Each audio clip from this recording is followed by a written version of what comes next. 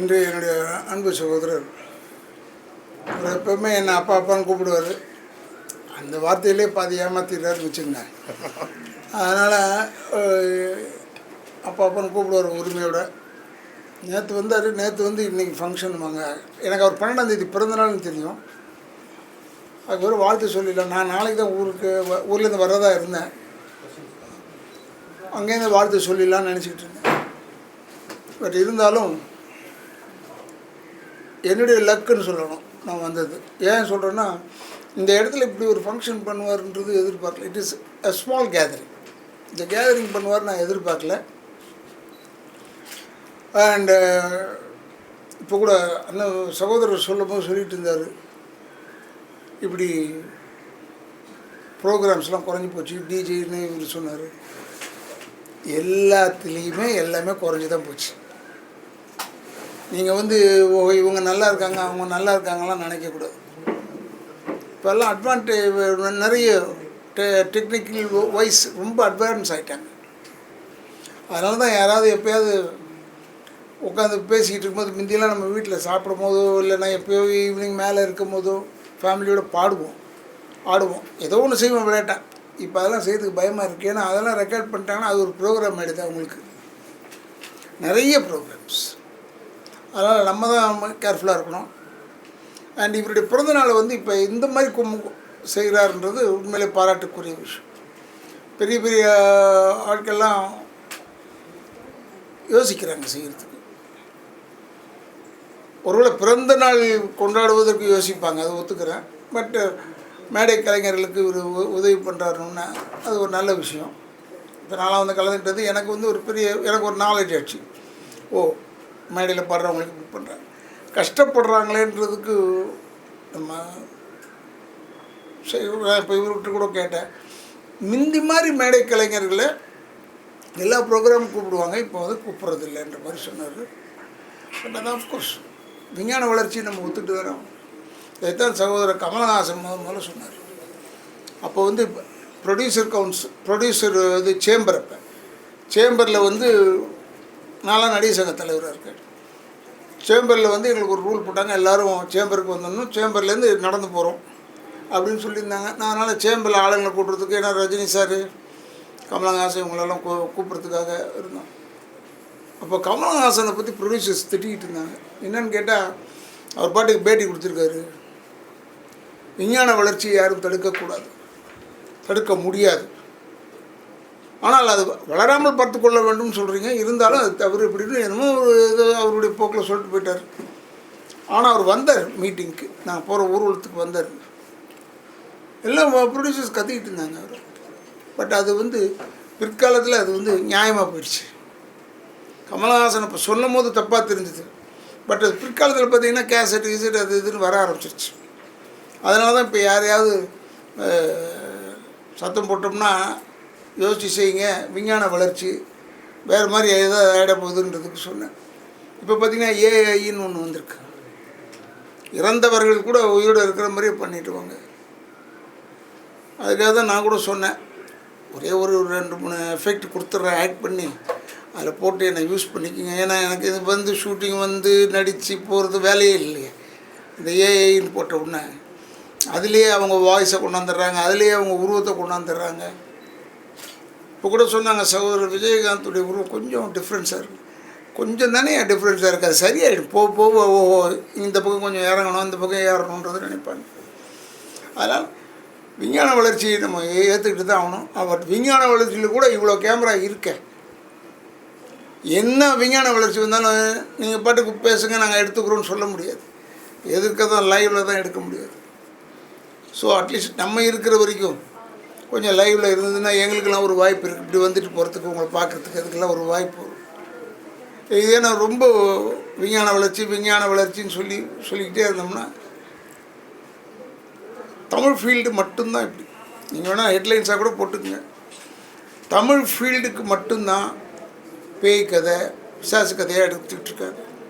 You go to Malayalam films, go to Andhra Telugu films பாருங்கள், Karnataka family subject எடுக்கிறாங்க, கொஞ்சம் வித்தியாசமாக இருக்கும் அது, அவ்வளோதான்.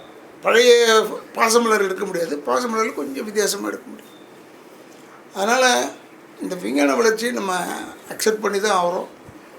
பட் அந்த மாதிரி ஒரு விஞ்ஞான வளர்ச்சியில் கூட பழைய மாதிரியே இவர் கஷ்டப்படுறவங்களை கூப்பிட்டு இந்த பொட்டலத்தை கொடுக்குறாருல, இந்த கிஃப்ட்டு கொடுக்குறாரு, அது விஞ்ஞான வளர்ச்சியில் ஒன்றுமே செய்ய முடியாது.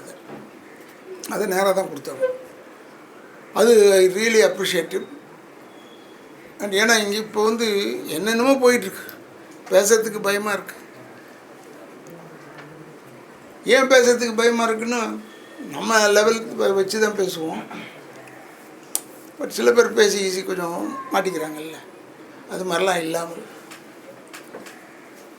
இந்த ஒரு நிகழ்ச்சியை நடத்தினேன். எனக்கு வந்து லோக்கல் சரக்கு ப்ரொடியூசர் தான் கூப்பிடுவேன் அவர் லோக்கல் சரக்குன்னு ஒரு படம் எடுத்தார். அதனால் அவருக்கு என்னுடைய நன்றியை சொல்லி, அவருடைய நண்பர் பாண்டிச்சேரியில் வந்திருக்காரு, இவர் கூடவே இருந்தவர் வந்திருக்காரு, இவங்களுக்கெல்லாம் என்னுடைய நன்றியை சொல்லி, இது வந்திருக்க பத்திரிகையாளர்களுக்கு நான் ரொம்ப எப்பயுமே நன்றி கடன்பட்டவன். இப்போ எனக்கு உண்மையிலேயே ரொம்ப சந்தோஷமாக இருக்குது. ஏன்னா இது சின்ன ஃபங்க்ஷன் பெரிய ஃபங்க்ஷன் பார்க்காம எல்லா ஃபங்க்ஷனுக்கு நீங்கள் வந்திருக்கீங்க பாருங்கள்.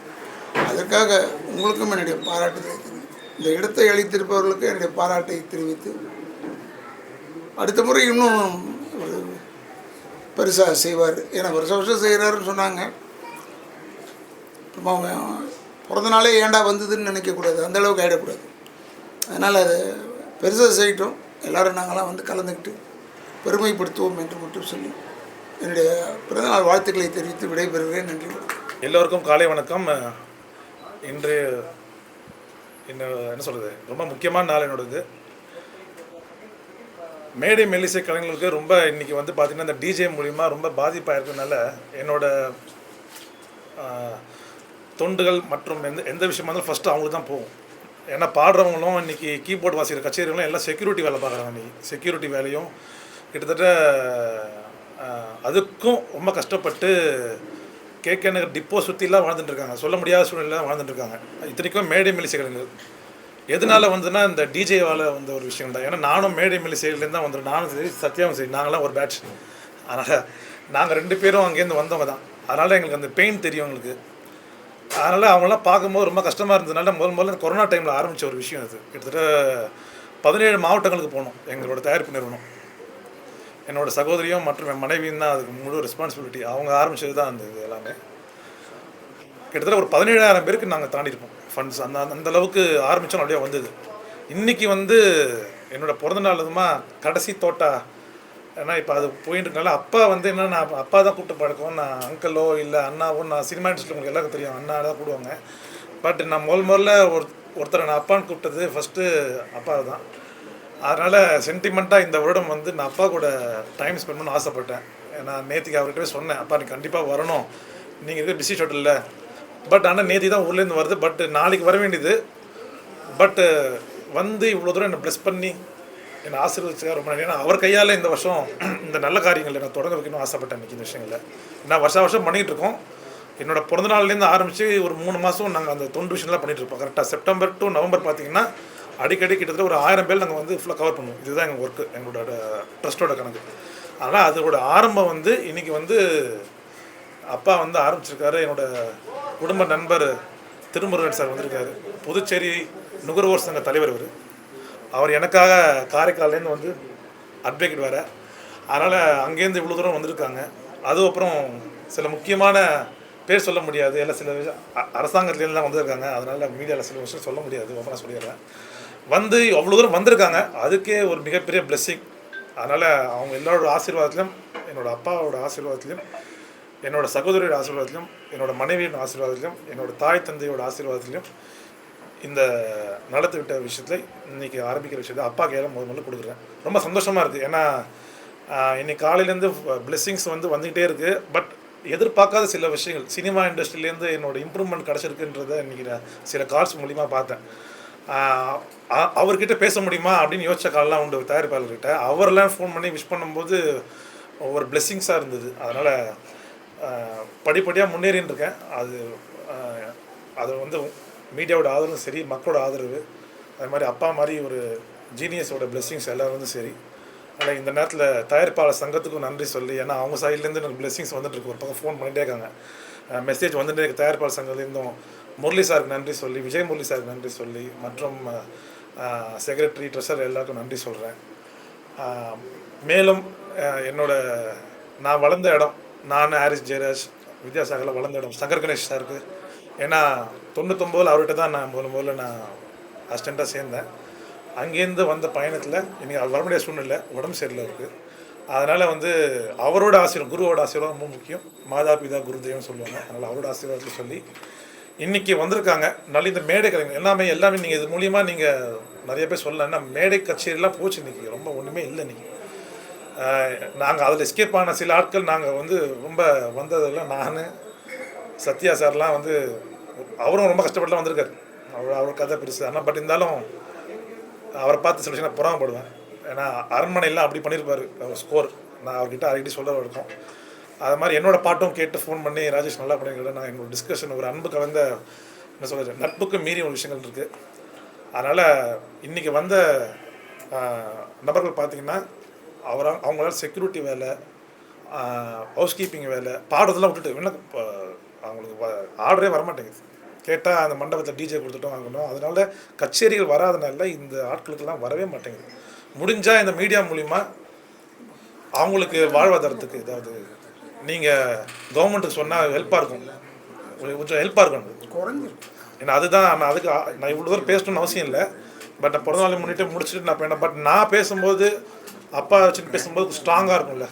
அதனால் வந்து மேடை மெல்லிசை கலைஞர்களுக்கு ஏதாவது, ஏன்னா அவங்களுக்கு யூனியன் இன்னும் ஸ்டெபிலைஸராகவே இல்லை. அது பட் அது முடிஞ்சால் அரசாங்கம் வந்து இந்த மாதிரி நலிந்த அவங்களெல்லாம் கூப்பிட்டு இதை பண்ண முடியுமா, இல்லை இதை பார்க்குற அவங்க யூனியன் சார்பாக யாராவது இருந்தாங்கன்னா தயவுசெய்து வந்து அவங்களுக்கு எதாவது உதவி பண்ணுங்கள். பார்க்குறதுக்கு எனக்கு ரொம்ப கஷ்டம். ஏன்னா நாங்கள் அங்கேருந்து வந்ததுனால கச்சேரிலேருந்து வந்து வாட்சி தான் நான் சினிமா மியூசிக் டேரக்டராக பண்ணிட்டுருக்கேன். அதனால் அதை பார்க்கும்போது ரொம்ப மன வருத்தமாக இருக்குது. அதனால் அவங்களுக்கு ஆதரவாக மீடியா சார்பாக கொஞ்சம் அவங்களை எஸ்டாப்ளிஷ் பண்ணி அரசாங்கத்தை தெரியப்படுத்துகிற மாதிரி அவங்களுக்கு ஒரு ஏதாவது ஒரு இந்த டிஜே ஒழிக்க கூட வேணாம், ஏதாவது வேறு நல்ல விஷயங்கள் அவங்களுக்கு ஏதாவது பண்ணாங்கன்னா ரொம்ப சந்தோஷமாகன்னு சொல்கிறேன். மற்றபடி பார்த்தோம்.